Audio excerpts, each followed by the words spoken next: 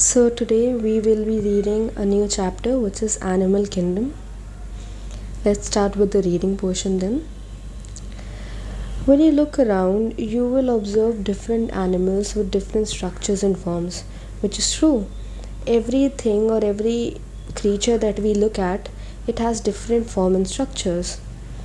As over 1,000,000 species of animals have been described till now, the need for classification becomes all the more important, right? Since there are so many species of animals, therefore the need of classification, it became important.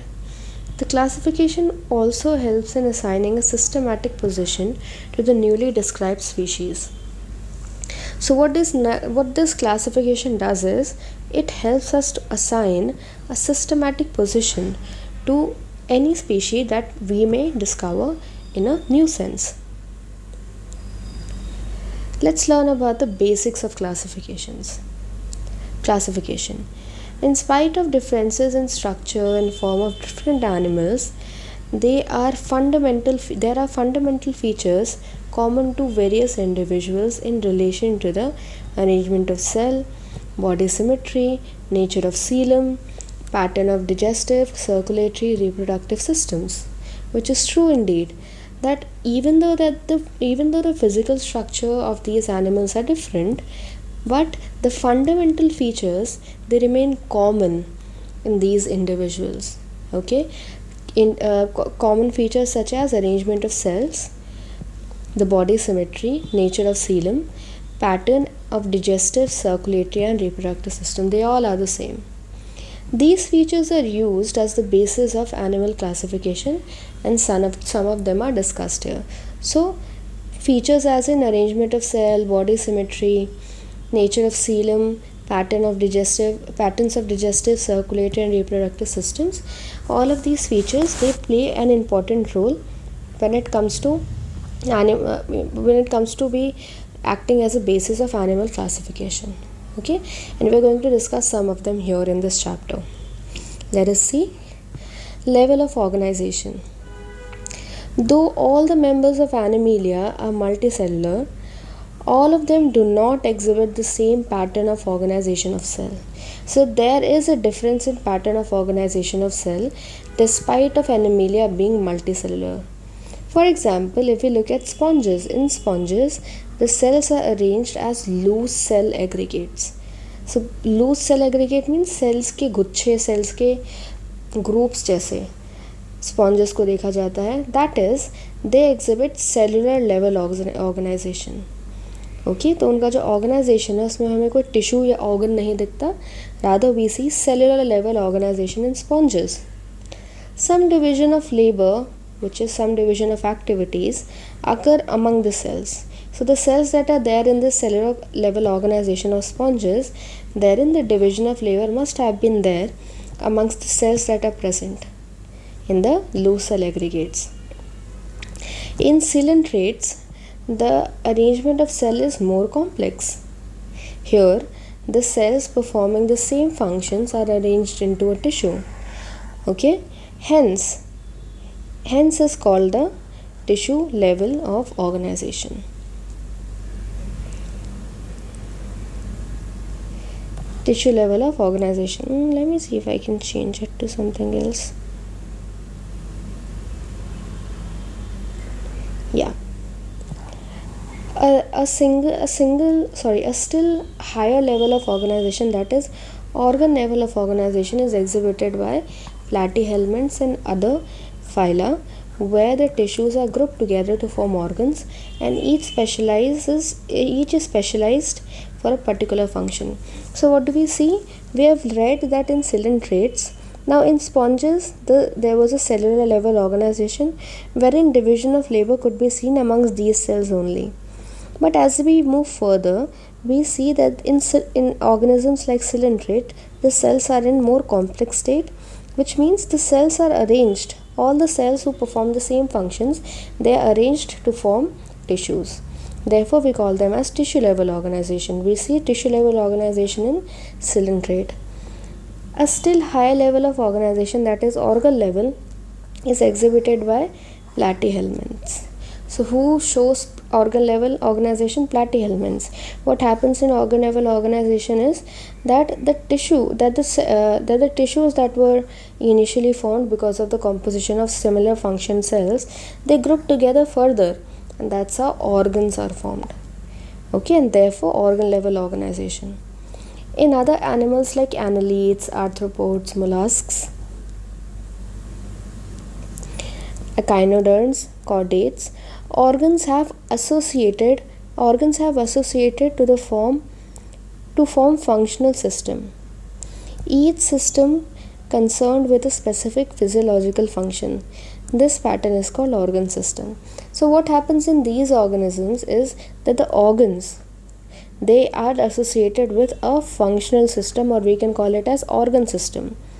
Okay, each system concerned with a specific physiological function, and therefore the organ system. So first comes tissue cells, then cells, they form aggregates, and the same performing cells, they come together, and then they form what? They form tissues. Then these tissues, they come together, and then they form what? They form organ, and then these organs, they come and become part of a system, and that's how organ system is formed. So that is what we learned over here. Organ system in various different groups of animals exhibit various patterns of complexities. For example, the digestive system of platyhelminths has only a single opening to outside of the body that serves at both mouth and anus and is called incomplete. Now if we look at the organ system, there are different groups, and different groups, they showed various different patterns and complexities.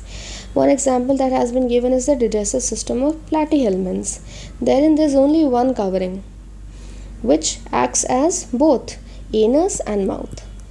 Therefore we can say that the organ system here is incomplete. A complete digestive system has two openings, a mouth and an anus. Similarly, circulatory system may be of two types.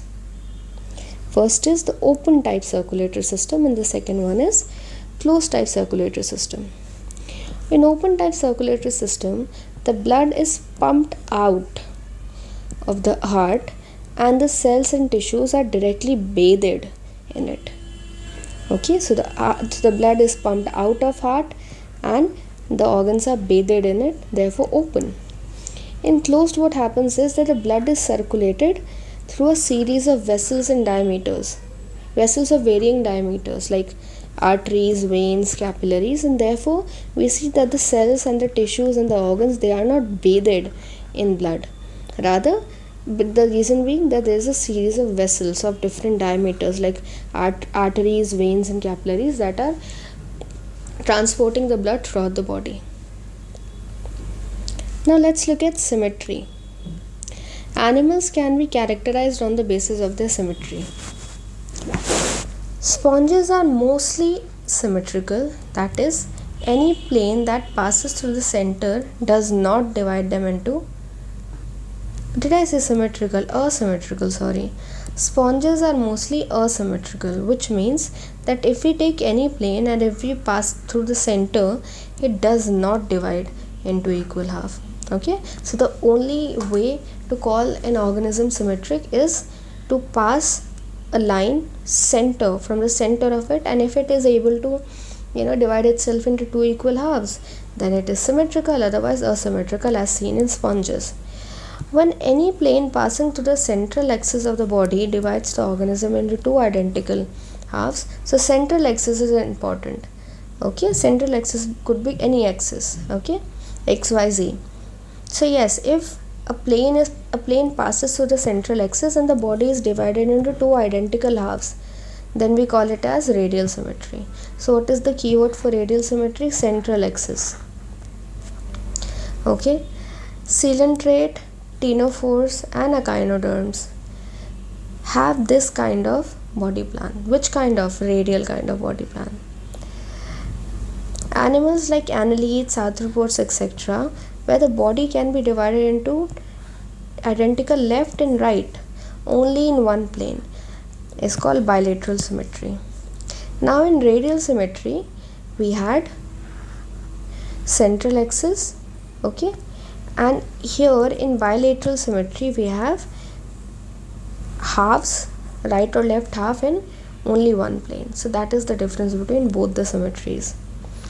If we look at symmetry, you would see the diagram of the first and the second. In first one you can see that if we take any central axis and if we try and, let's say if we take this central axis and if we try and cut this organism, we will be able to have two halves, two equal halves. Same goes with this plane, this central axis, we will be able to have two different halves, two same halves. Therefore this is radial symmetry. Whereas if we look at bilateral symmetry, it only should have one plane, right, and it should have identical left and identical right. So that is what bilateral symmetry is. Let us move ahead and let's learn about diploplastic triploblastic organization. Diploplastic and triploplastic organization. Animals in which the cells are arranged into two embryonic layers, an external ectoderm, internal endoderm, are called diploblastic. So when we see, the keyword here is two embryonic layers. So when we see two embryonic layers, wherein the first embryonic layer is the external ectoderm and the second one is internal endoderm, okay, we call that as diploblastic animal, or an example for that could be coelenterate. An undifferentiated layer, which is called the mesoglia, is present in between the ectoderm and endoderm. So mesoglia is also present between ectoderm and endoderm. So this is diploplastic and triploplastic. If this is diplo, this is triplo. We all can see the outer ectoderm here as well. We can see the inner grey portion endoderm too, and the area between the ectoderm and the endoderm, this red part is called mesoglia, and it is seen in diploplastic organisms. Those animals in which the developing embryo has a third germinal layer called the mesoderm in between the ectoderm and endoderm is called triploplastic. So the difference between both of them is that in the diploplastic you will see mesoglia in between ectoderm and endoderm, wherein in triploplastic you will see mesoderm, another layer between ecto and endoderm. Let's look at coelom now. Coelom, a presence or absence of cavity between the body wall and the gut wall is very important in classification. So what are we talking about? We're talking about presence or absence of a cavity between the body wall and the gut wall, and how it is important for classification. Okay, the body cavity which is lined by mesoderm is called coelom.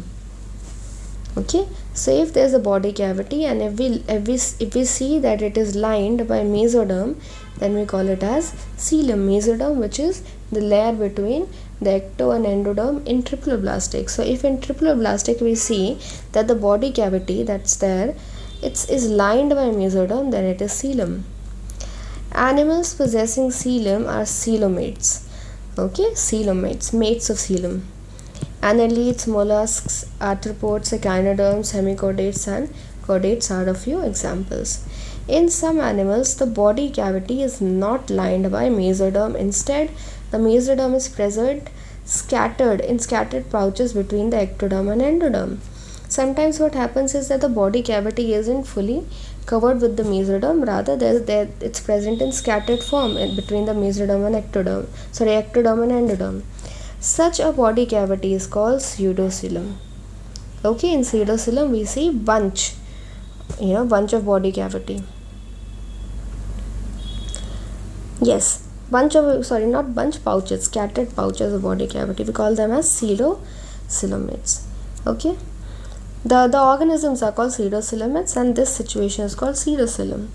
Example, Aschelminthes. Okay, the animal in which the body cavity is absent is called a coelomate.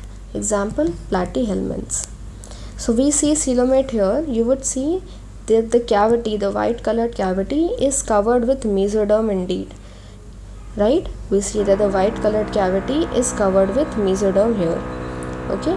Whereas When we look at the B option, we see pseudocoelomate, wherein we see scattered pouches, which are again lined by mesoderms.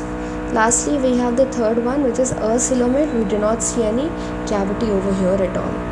Okay. Now let us look at segmentation. In some animals, the body is externally and internally divided into segments, which is a serial repetition of at least some organs. For example, in earthworm, the body cavity shows this pattern called metameric segmentation. The phenomena is known as metamerism. So there is segmentation that's seen. This could be seen internally or externally, both, right? And it's more like that the segments are there and they are present in serial repetition. Okay, and it's not that it's present throughout the body, but it could be seen in some organs also. We have a very prominent example of which, if you all must have seen earthworm, therein segments could be seen and we call them as metameric segments, and this phenomena is called metamerism. Now we have notochord, according to which the classification also happens.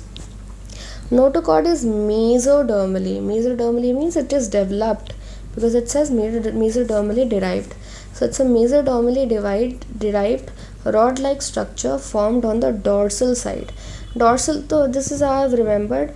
जिस तरफ मुंह, this looks like a V, right? So जिस तरफ हमारा face होता है, mouth होता है, because mouth, this is how the mouth opens, right? If this is our eye, this is our nose, this is how the mouth opens, this is ventral. So dorsal is back. Okay, dorsal side during the embryonic development of some animals. Animals with notochord are called chordates, and those animals which do not form this structure is called non-chordates. Example, porifera to echinoderms. Okay, so notochords as in chordates and non-chordates. Alright, okay, then let's keep it till here and we'll continue reading from classification of animals in the next video. Thank you for watching. Have a nice day and good